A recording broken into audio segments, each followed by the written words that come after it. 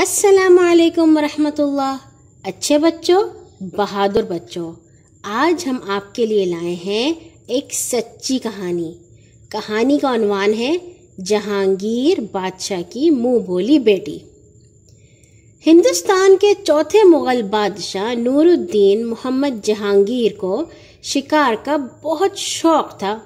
وہ گرمی سردی ہر موسم میں جنگلی درندوں، چرندوں اور پرندوں کا شکار کرنے کے لیے نکل پڑتا اور کئی دن تک اسی کام میں مشغول رہتا تھا۔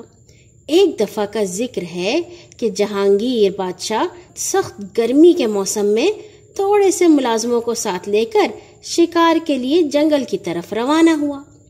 جنگل میں داخل ہوا تو کچھ دور ایک خوبصورت ہرن پر نظر پڑی۔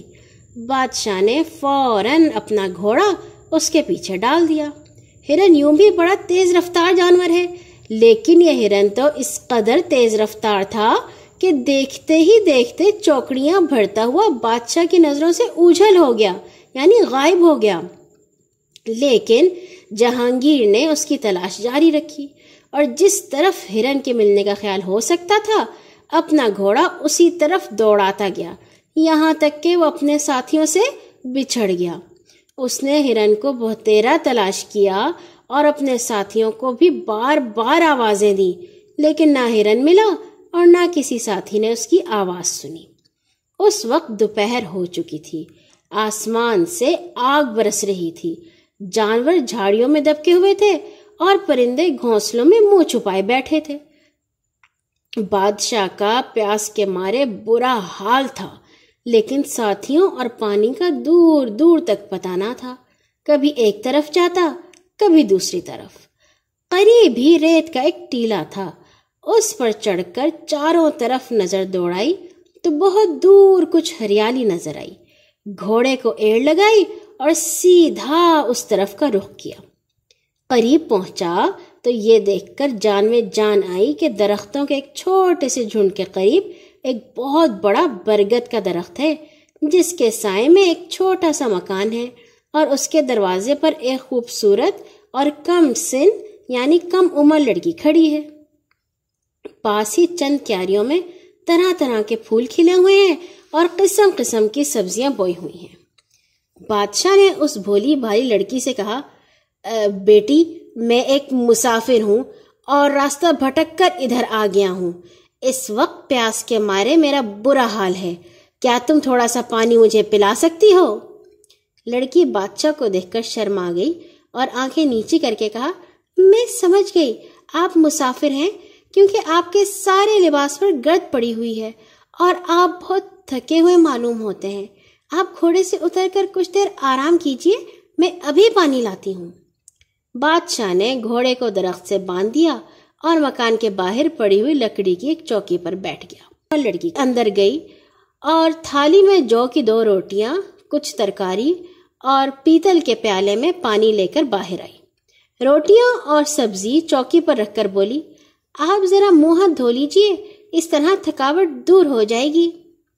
بادشاہ نے جلد ہاتھ منہ دھوئے اور پانی پینے لگا۔ لڑکی نے محبت بھری آواز سے کہا، جناب، خالی پیٹ پانی نہ پیجیے، ایک ٹکڑا روٹی کا پہلے کھا لیجیے۔ بادشاہ لڑکی کی عقل مندی اور سلیقہ دیکھ کر بہت خوش ہوا اور جس طرح اس نے کہا اسی طرح کیا۔ پھر اس نے لڑکی سے پوچھا، بیٹی، تمہارا نام کیا ہے؟ اس نے کہا، روپا۔ بادشاہ نے کہا، جیتی رہو۔ یہ کہہ کر کھانا کھانے میں مشغول ہو گیا۔ جس وقت وہ کھانا کھا رہا تھا، روپا اس کی طرف بڑے غور سے دیکھ رہی تھی۔ بادشاہ کے ہاتھ میں ایک انگوٹھی تھی جس میں سبز رنگ کا ایک قیمتی یاقوت جڑا ہوا تھا۔ روپا اسے دیکھتے ہی اندر گئی اور ایک تھیلا اٹھا لائی جس میں کچھ پرانے کاغذات تھے۔ اس نے تھیلے کو جہانگیر کے سامنے کھول کر بڑے بھولے سے کہا، میں آپ کا ہاتھ دیکھنا چاہتی ہوں۔ بادشاہ نے ہاتھ اس کے سامنے کر دیا۔ روپا نے اسے دیکھا اور ایک کاغذ نکالا جس پر کچھ شکلیں بنی ہوئی تھیں اور ہر ایک کے ساتھ 1-2 فقرے لکھے ہوئے تھے۔ روپا نے ان کو بڑے غور سے دیکھا اور پڑھا۔ پھر اس نے بادشاہ کی شکل کو اچھی طرح دیکھا تو اس کا چہرہ خوشی سے چمکنے لگا۔ اس کے ساتھ ہی اس نے اٹھ کر کسی کو پکارا۔ فوراً ایک بوڑھی عورت مکان سے نکل کر باہر آئی اور روپا سے پوچھنے لگی، بیٹی کیا بات ہے اور یہ کون ہے؟ روپا ابھی کچھ جواب نہ دینے پائی تھی کہ بادشاہ نے گردن جھکا کر کہا، بڑی بھی میں ایک سپاہی ہوں، دلی میں رہتا ہوں، شاہی فوج سے بچھڑ کر بھوکا پیاسا یہاں آ نکلا۔ اس لڑکی نے بڑی مہربانی کی کہ مجھے کھانا کھلایا اور پانی پلایا۔ روپا یہ سن کر ہنسنے لگی اور بولی، میں پہچان گئی ہوں، آپ سچ سچ کیوں نہیں بتاتے؟ آپ ہمارے شہنشاہ ہیں۔ یہ دیکھیے میرے پتا جی، میرے والد صاحب نے اس کاغذ پر جو نشانے لکھی ہیں وہ سب آپ میں موجود ہیں۔ جہانگیر مسکرانے لگا اور بوڑھی خاتون سے کہا، آپ اپنا حال سنائیں، کون ہے اور اس جنگل میں کیوں ڈیرا لگا رکھا ہے؟ بڑی بی کی آنکھوں میں آنسو بھر آئے اور وہ بولی، مہاراج ہمارا حال آپ کیا پوچھتے ہیں؟ یہاں سے 3-4 میل دور ہمارا گاؤں ہے، وہاں کے لوگ ہمیں کھانے پینے کے لیے کچھ نہ کچھ ہر روز دے جاتے ہیں۔ ہم کبھی بہت امیر تھے، میرے شوہر ویدوں کے بہت بڑے پنڈت تھے۔ ایک دفعہ گاؤں والوں سے خفا ہو کر یہاں آ بسے اور پھر مرتے دم تک گاؤں واپس نہ گئے۔ کچھ عرصہ پہلے ان کا انتقال ہوا تو ہمیں وصیت کر کے اس جگہ کو نہ چھوڑنا۔ ایک دن ایسا آنے والا ہے کہ اس جگہ ہند کا بادشاہ تیرا مہمان ہوگا۔ انہوں نے تمام نشانیاں بھی اسے بتا دی تھیں۔ روپا نے آپ کو پہچان لیا۔ اب میں یہ نہیں مان سکتی آپ ایک سپاہی ہیں۔ بادشاہ نے ہنس کر کہا، بڑی بھی، آج سے آپ میری ماں ہیں اور روپا میری بیٹی۔ یہ کہہ کر اس نے اپنی انگلی سے انگوٹھی اتاری اور روپا کو دے دی۔ روپا بادشاہ کے قدموں پر گرنے لگی تو اس نے اسے روک دیا اور اس کے سر پر ہاتھ پھیرنے لگا۔ اتنے میں تمام بچھڑے ہوئے سوار بھی بادشاہ کو تلاش کرتے کرتے وہاں پہنچ گئے اور اس کو جھک جھک کر سلام کرنے لگے۔ اب روپا نے ہنس کر کہا، کیوں مہاراج، میں سچ کہتی تھی نا؟